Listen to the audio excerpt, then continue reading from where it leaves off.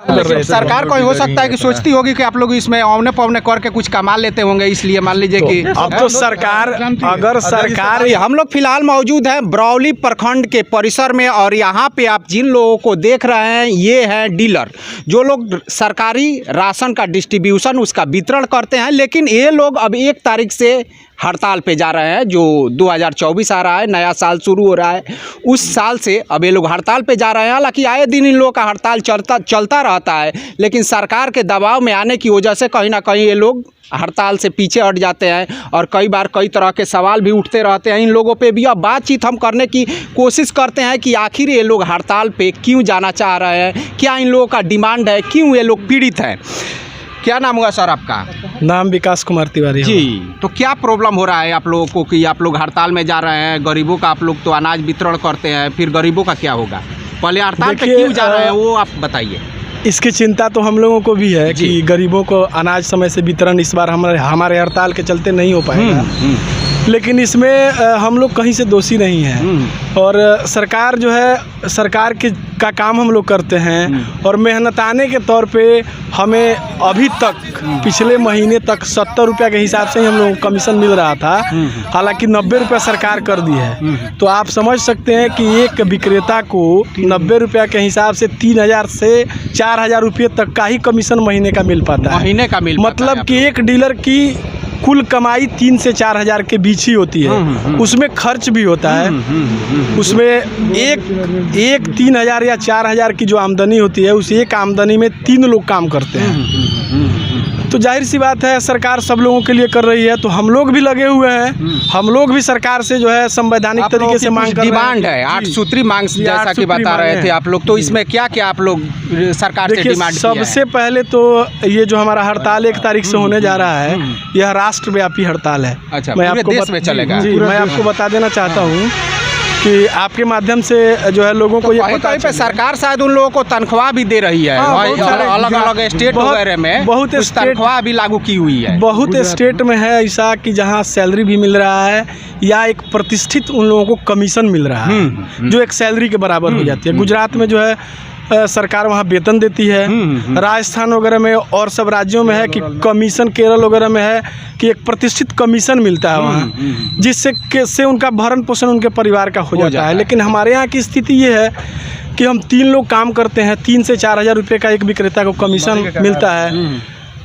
Dealer के सामने भूखमरी की समस्या भी आ जाती है। देखिए 8 सूत्री मांग में है, सबसे पहली मांग तो डीलरों की ये है कि उनको एक निश्चित मानदेय दिया जाए, वेतन दिया जाए। दूसरी है कि हमारा कमीशन बढ़ाया जाए। तीसरा है कि साप्ताहिक छुट्टी दिया जाए। अच्छा। चौथा है कि जो है 55 से 58 साल हमारा उम्र निर्धारित किया जाए, और जो पूर्व में हमें अनुकंपा का लाभ मिलता था उसको बीच में समाप्त कर दिया गया है। तो वो अनुकंपा का लाभ हमें पूर्व की भांति मिलता रहे। इसी तरह की हमारी 8 सूत्री मांगे हैं। और इस पे आप लोग एक बार और, मुझे लगता है कि 6-7 महीने पहले हड़ताल जी नहीं 6-7 महीने ठीक 1 साल पहले आपको याद होगा लोग मिले हुए थे मंजीत बाबू के यहाँ 1 साल पहले। तो वहाँ पे फिर क्या हुआ? कुछ डिमांड आप लोगों का पूरा हुआ कि ऐसे ही होगा? हमारे जो है एसोसिएशन के वरुण सिन्हा जी वगैरह हैं, उनको वहाँ बुलाया गया था माननीय मुख्यमंत्री जी के द्वारा, और माननीय मुख्यमंत्री जी के द्वारा यह आश्वासन भी दिया गया था कि बहुत जल्द जो है हम डीलरों के पक्ष में गोदाम से जो आप लोगों के पास बोरा आता है उसमें भी कुछ घटा हुआ ही रहता है। मान लीजिए कि एक तो आप लोग भी उसमें घटौली करके देते हैं। आपको बता दूं कि हमें जो अनाज वहाँ से मिलता है SFC गोदाम से, तो वहाँ गेहूं का 51 किलो 500 का SIO बनता है। हमें मिलता है अनाज 50 किलो से भी कम है, लेकिन SIO 51 किलो 500 का बनता है। उसका पेपर है हम लोगों के पास, अगर ज़रूरत पड़ी तो हम लोग आप लोगों को पेपर भी एक प्रति दे सकते हैं। और चावल 50 किलो जो हम लोगों को मिलता है वो 50 किलो 500 का SIO बन के मिलता है विद बोरा। लेकिन जो एक्चुअल अनाज हम लोगों को मिलता है, मैं भुक्तभोगी हूँ, हमारे यहाँ आप चल के देखिए, हो सकता है कि इस बार मेरे यहाँ अनाज आए तो मैं आप लोग मतलब पत्रकार भाइयों को बुलाऊँ भी। जो एक्चुअल अनाज मिलता है वो 46 से 47 किलो का एवरेज हमारे यहाँ बैग का जाता है।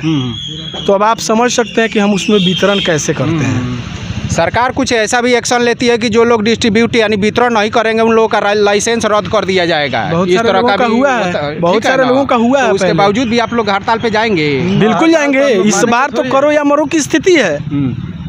इस बार अगर हमारा कुछ नहीं हुआ तो हम जानते हैं कि हमारा कुछ होने वाला नहीं है। इसलिए पूरे भारतवर्ष के डीलर एक बैनर के नीचे आके हड़ताल पे जा रहे हैं कि इस बार हमारे पक्ष में सरकार कुछ न कुछ ठोस जो डीलर लोग हैं उन पे भी मान लीजिए घटतौली का इल्जाम लगता रहता है, तो कहीं यही वजह है कि उन लोगों का मानदेय नहीं मिलने की वजह से घटतौली हम लोग करते नहीं, घटतौली कराया जाता है विभाग द्वारा। जब खाद्यान्न हमको शुद्ध भोजन दिया जाएगा तो हम चोरी काहे करेंगे? क्योंकि जानता जो आप लोगों पे इल्जाम आए दिन लगाए रहती है कि 50 किलो मिलता है तो उसमें 35 डीलर लोग कमजोर होते हैं, कोई इल्जाम लगा सकता है, मगर गोदाम से जो खाद्यान्न प्राप्त होती है वहाँ ऑनलाइन में चोरी की कहीं बातें नहीं। डीलर कहाँ से घटतौली करेंगे? वहाँ से हम लोग से 45-46 किलो आता है तो आप लोग उसी हिसाब से हम लोग बांट देते हैं, घर जाता है। हम लोग के यहाँ स्टॉक में कमी हो जाती है तो हम लोग वहाँ से चोरी नहीं करते हैं, वहीं से सब कुछ चलता है।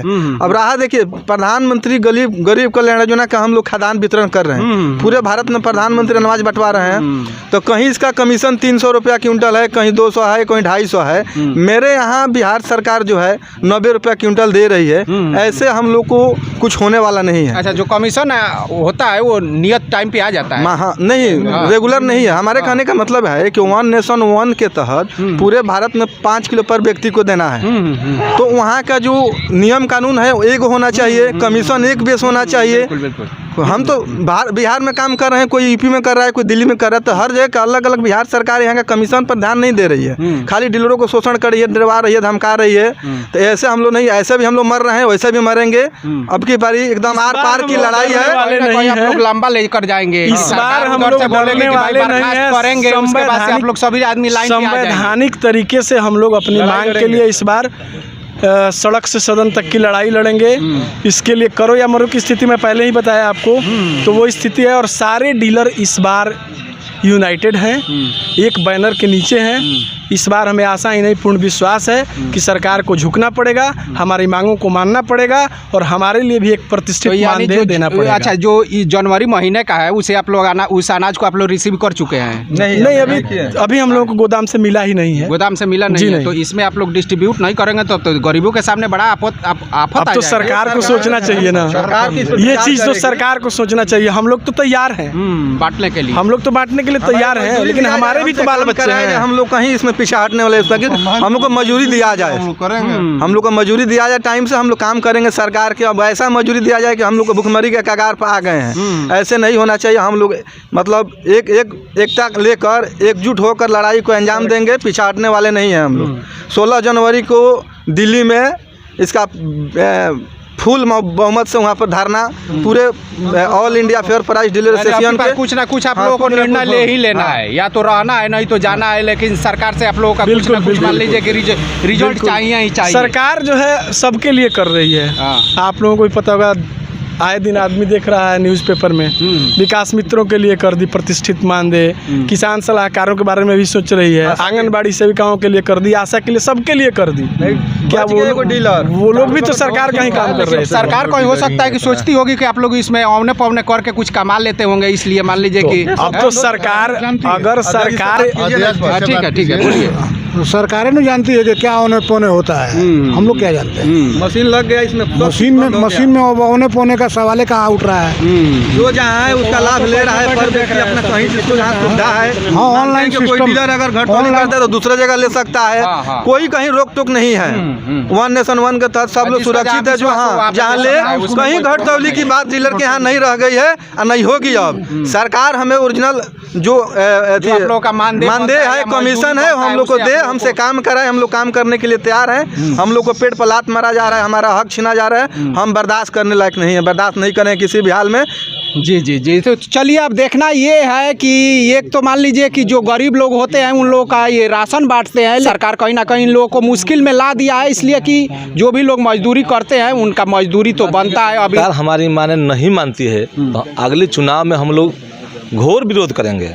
इसके लिए जो भी कुछ करना होगा सरकार को का विरोध करेंगे हम लोग, स्टेट गवर्नमेंट का भी और केंद्र गवर्नमेंट के सरकार का भी, और बिल्कुल हम लोग खुल कर विरोध करेंगे। चलिए अब देखना है कि जो इन लोगों का हड़ताल है वो किस अंजाम तक पहुंचता है। हम इस पे नज़र बनाए हुए हैं। आगे जैसे भी जो भी सूचना हमें प्राप्त होगी हम सभी आप लोगों को सुपुर्द करेंगे। तब तक के लिए नमस्कार।